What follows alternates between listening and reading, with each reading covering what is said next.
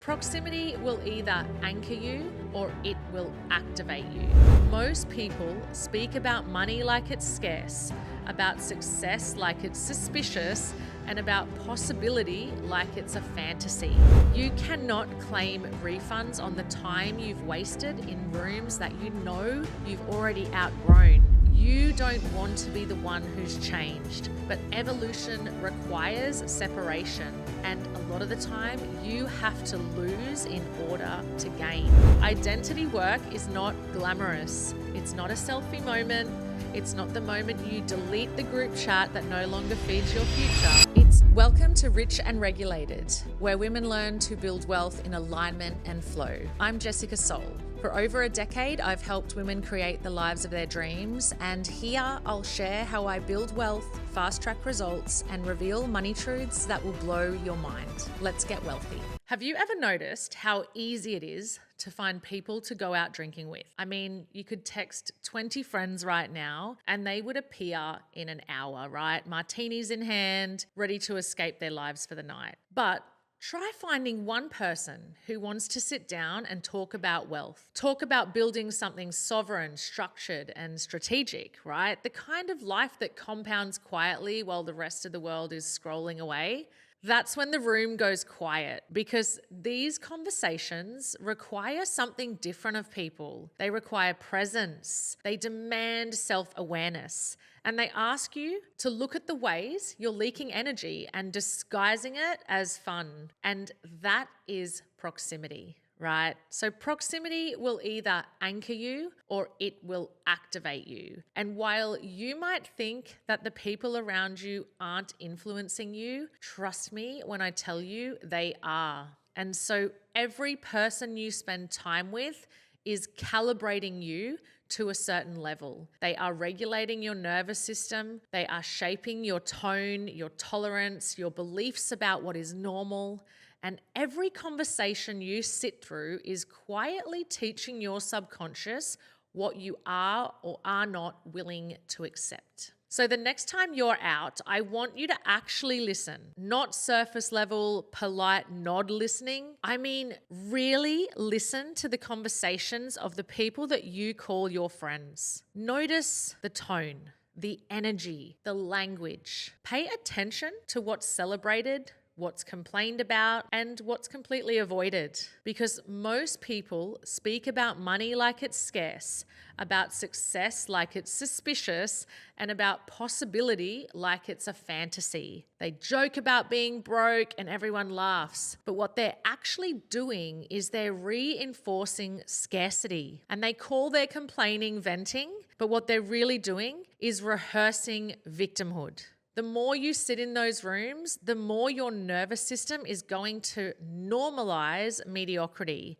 And so what will happen is you start adapting to the frequency that you swore you would outgrow. And here's the hard truth. You cannot claim refunds on the time you've wasted in rooms that you know you've already outgrown. And yet so many of you keep renewing the membership. You sit there shrinking yourself to fit into conversations that insult your potential because it feels familiar. And a lot of the time it's because you don't want to be the one who's changed, but evolution requires separation. And a lot of the time you have to lose in order to gain. You have to give away your comfort zone in order to gain clarity. And losing certain friendships to gain future freedom is something that you need to start becoming comfortable with. Loyalty to the wrong circle is not love. It is self-betrayal dressed as belonging. The real work begins and ends with your identity. Identity isn't a vibe. It is not a playlist or a Pinterest board or a quote on your mirror. It is the operating system behind every decision you make. It's who you are when the plan falls apart, and it's who shows up when life punches you in the chest. It's the voice in your head when nobody's watching, the one that says, I've got this, or I always mess this up. The thing is, you say you want wealth, but the version of you who craves safety is still the one running the show. You talk about expansion, but you're still building from your limitations instead of your potential. And you say you're ready, but your habits prove otherwise. You're still calling people who drain you, still saying you'll start on Monday, still negotiating with your own standards, still calling chaos spontaneity because consistency feels confronting. And babe, I get it. Your nervous system loves what it recognizes. It loves familiar pain more than it trusts unfamiliar peace. And that's not weakness, that's wiring. But identity work is about reconditioning that wiring and learning to stay steady inside of your expansion. It's teaching your body that growth is not danger, it's actually your destiny. And the woman who builds wealth does not wait until she's ready. She regulates through the stretch. She decides and then she calibrates. She moves as the woman she's becoming, not the one she's been. And trust me, you cannot be addicted to survival and expect to experience sovereignty. You can't keep romanticizing the comeback story when you were designed to live in overflow. Identity work is not journaling your way to confidence, it's nervous system renovation. It's breaking old emotional defaults and building new ones. Learning how to hold pressure without collapsing, hold power without guilt, and hold money without panic. Because once your body learns that stability is safe, abundance will feel absolutely inevitable. Now, this is something we talk about so much inside of my free community. So come on over, check the link below, come join us in the conversation.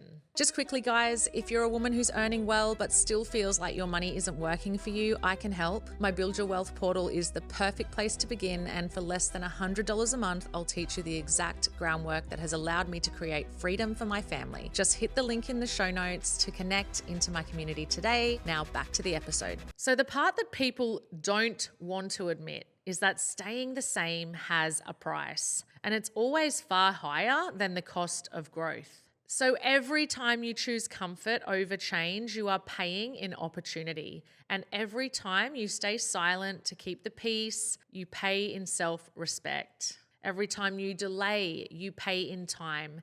And that is the only currency that you are never getting back. And so you think you're maintaining stability, but what you're actually doing is you're accumulating regret. And so staying the same, while it feels safe in the short term, it is literally spiritual decay over time. So you can rationalize it all you want. You know, now isn't the right time. I don't want to rock the boat. I just need to get through this season. But deep down, you know that it's fear running the show, right? Fear of being seen, fear of being different, fearing what happens when your standards offend the people who still benefit from your softness. But staying the same will cost you more than their opinion ever could. It will cost you your evolution, and that, my friend, is too expensive. So circling back to proximity, because this is the hidden lever behind every single upgrade, I want you to ask yourself some quality questions. Who are you texting the most? Who are you learning from right now? Who are you subconsciously mirroring without even realizing it? Because proximity is data, and it is showing you what you believe you deserve to be around. If your group thinks it's normal to complain about the cost of living and abnormal to talk about investments, that is shaping you. If they think that debt is inevitable and wealth is lucky, that's shaping you too. If your proximity rolls their eyes at ambition, that is shaping you. And when you change the room, your reality changes too. Your nervous system adjusts to new standards, and you start to hear a bigger language. You start to think longer term, and you start to expect more of yourself. Not because anybody told you to, but because you can feel that in that room, it's normal. And this is why proximity matters. The rooms you are in literally become the results that you live by. Now, let's be clear. Identity work is not glamorous. It's not a selfie moment. It's not the moment you delete the group chat that no longer feeds your future. It's turning off the noise so you can hear your own conviction again.